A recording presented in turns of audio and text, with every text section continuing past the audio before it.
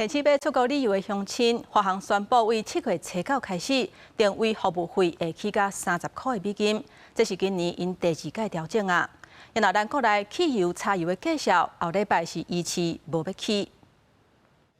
張經理準備辦理報道通關，今年3月開始，陸續國際航空業者起定位服務費。華航也宣布，參考業界標準甲市場機制，定位服務費為7月初9開始調整做美金30塊。我覺得好像稍微有點貴一點，而且本來最近現在改票，就是改定位的機票的時候，好像手續費比以前高很多了，可能幾百塊、幾千塊之類的，沒有特別覺得有感覺，這樣對，是一個考量，但可能比較多還是就是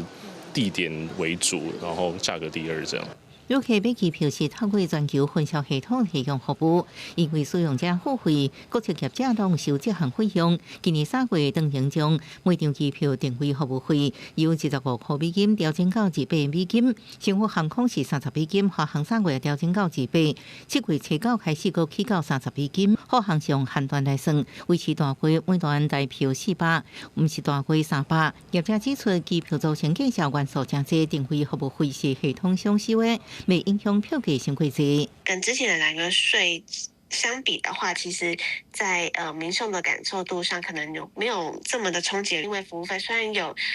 一些調整，但是可能在民眾在